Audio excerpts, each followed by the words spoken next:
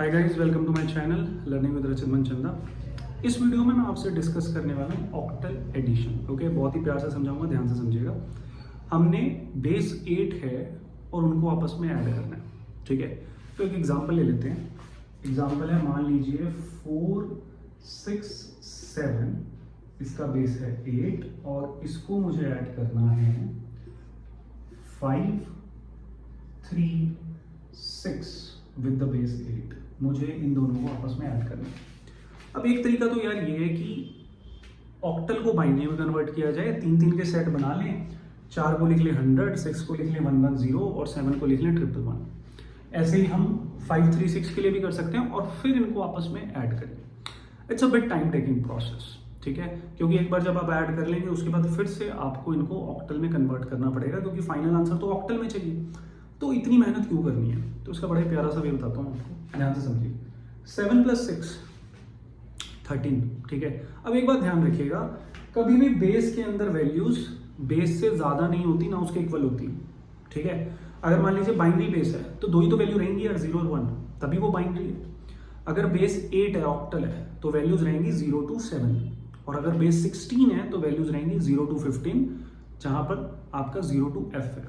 Okay, तो अब बात ये आई कि 7 + 6 13 चीजें बेस से ऊपर चली गई। अगर बेस से ऊपर नहीं जाती हमें दिक्कत नहीं थी, लेकिन जब बेस से ऊपर चली गई आपने क्या करना है, आपने 13 डेसिमल में है, आप 7 + 6 13 कर रहे हैं, आप यहाँ पर 3 और 1 लिख देंगे तो गेम खत्म होगी, वो 0 है, वो गलत है। आप डेसिमल में ऐड कर रहे हैं, आपका बेस ऑक्टल है, आपको ऑक्टल बेस में ऐड करना है। तो ऑक्टल एडिशन सीखिए। 7 और 6 कितने हुए? 13। वैल्यू 8 से ऊपर चली गई। जैसी वैल्यू 8 से ऊपर गई, 13 डेसिमल में था, 13 को आप ऑक्टल में कन्वर्ट कर लीजिए बाय जस्ट डिवाइडिंग 13 by 8, और कुछ नहीं करना। ये कितना बना? 1। यहाँ पर रिमाइंडर कितना है आपका? 5। अब ये इस पे जा नहीं सकता और ये 1 डायरेक्टली यहाँ आ गया एज अ रिमाइंडर। ओके, आपको इसको लिखना है बॉटम टू टॉप, ठीक है। अगर ये नहीं पता कैसे मैं डेसिमल को ऑक्टल में कन्वर्ट कर रहा हूं तो नंबर सिस्टम वाला वीडियो देखिए, अदरवाइज इसको समझना बड़ा ही आसान है। तो ये आपका बना 15 ऑक्टल में, ठीक है। 13 का ऑक्टल है 15। ओके, तो 7 + 6 आपका बना 15, 5 यहां पर गया, 1 यहां पर गया, ये 5 आया यहां पर, 1 गया वहां पर, ठीक है। आगे क्या बना? 6 + 3 9, 9 + 1 10। फिर वैल्यू 8 से ऊपर है। जब 8 से ऊपर वैल्यू चली गई तो आप क्या करेंगे, आप 10 को डिवाइड करेंगे 8 से, सिंपल, ठीक है। आपने 10 को डिवाइड करा 8 से, ये क्या बना? 1, यहां पर आया 2। अब ये डिवाइड नहीं होगा तो ये 1 यहां आ गया डायरेक्टली। ये क्या बना आपका? 12। बेस क्या है? ऑक्टल, ठीक है। 12 आपका बेस बना ऑक्टल में, तो यहां पर आपका क्या हो गया? 2, और यहां पर क्या गया? 1। और 5 + 4 9, 9 + 1 10, 10 तो हमें ऑलरेडी पता है कितना है? 12। तो आपका आया 1 2 2 5 इन octal. This is your final answer, ठीक है। कितना टाइम लगा? कुछ भी नहीं। जैसी वैल्यू बेस से ऊपर जा रही है आप उसको बेस से डिवाइड कर दीजिए, और बेस से डिवाइड करने के बाद लिखने का तरीका है बॉटम टू टॉप, ठीक है। तो आप डेसिमल से ऑक्टल में कन्वर्ट करें, सिंपल, खत्म हो गया, ये आंसर आ गया, ठीक है। तो ये था सिंपल सा सोल्यूशन ऑक्टल एडिशन का। इसमें आप कभी कंफ्यूज नहीं होंगे। बस ये ध्यान रखिएगा कि वैल्यूज बेस से ऊपर नहीं जाना चाहिए, ना वो बेस के इक्वल हो सकता है, फिर आपको उनको ऑक्टल में कन्वर्ट करना है। चलो, अब अगर ये समझ में आ गया आपको, तो फिर अब हम हेक्साडेसिमल एडिशन भी देख लेते हैं।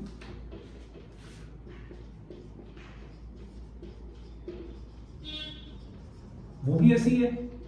अब अगर हेक्साडेसिमल एडिशन की बात हो रही है तो वैल्यूज कहां से कहां तक रहेंगी? 0 से F, यानी 15 से ऊपर नहीं जा सकता आपका बेस।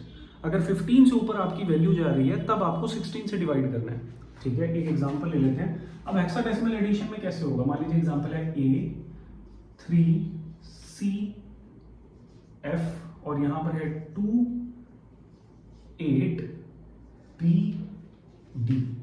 मान लीजिए इनको आपको आपस में ऐड करना है।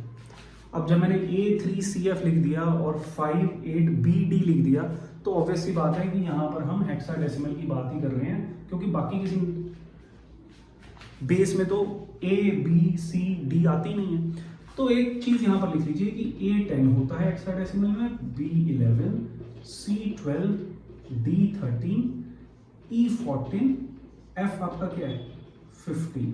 चलिए ठीक है, अब शुरुआत कर देते हैं।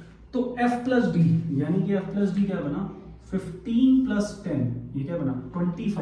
25 तो 16 से ऊपर है, तो आप क्या करेंगे, आप 25 को 16 से डिवाइड कर देंगे। So this becomes 1। Okay, so 25 minus 16 कितना आया, ये आपका आया 9। अब ये फर्दर डिवाइड हो नहीं सकता, ठीक है, तो ये यहां पर डायरेक्टली आ जाएगा, ये क्या बना 1, ठीक है। सो 16, 25 माइनस 16 आपके बने 9, 9 को मैंने यहां रख लिया। गाइस अगर यहाँ 10 आ जाता तो मैं क्या लिखता a, अगर 11 आ जाता रिमाइंडर एज अ होल, अगर पूरा रिमाइंडर 11 आ रहा है तो मैं उसको लिखता b, क्योंकि हेक्साडेसिमल है ना, ठीक है, इसमें कंफ्यूज मत होइएगा, ऐसा नहीं है। तो ये 19 बना, तो यहाँ पर हम इसको इसे लिख लेते हैं। So this becomes 19 with the base 16, ठीक है।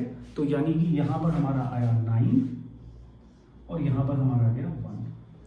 अब c क्या आपका 12, 12 प्लस 11 23, 23 प्लस 1 24। तो फिर से एक काम करते हैं, 24 को 16 से डिवाइड कर लेते हैं। तो जब आपने 24 को 16 से डिवाइड किया तो कितना आया, यहाँ आया 8, और ये 1 डायरेक्टली आ गया क्योंकि डिवाइड हो नहीं सकता, आपका क्या बचा 18 विद द बेस 16। तो 8 यहाँ गया, 1 यहाँ गया। अब 8 प्लस 1 9, और 9 प्लस 3 12। 12 आपका 15 के अंदर ही आता है, अब डिवाइड करने की जरूरत नहीं है क्योंकि चीजें बेस के अंदर आ गई। तो हमारे पास ये कितना बना, 8 प्लस 1 9, 9 प्लस 3 12, 12 क्या है c, ठीक है। अब लास्ट क्या है a plus 2, that is 10 plus 2 12, 12 is nothing but what c। तो फाइनली आपका आंसर बना ये हेक्साडेसिमल एडिशन। बहुत ही सिंपल है, ठीक है। ये ध्यान रखिएगा, अगर यहाँ पर रिमाइंडर 9 से ऊपर चला जाता है, 10 आया, 11 आया, 12 आया, 13 आया, तब आप उसको अल्फाबेट से रिप्रेजेंट करेंगे जो हमारा आस्काई कैरेक्टर है, अदरवाइज आप नहीं करेंगे, ठीक है। इस चीज़ का ध्यान रखिएगा। तो ये हमारी थी हेक्साडेसिमल एडिशन। इस वीडियो में इतना ही था गाइज, होपफुली आपको वीडियो अच्छा लगा होगा। Thank you.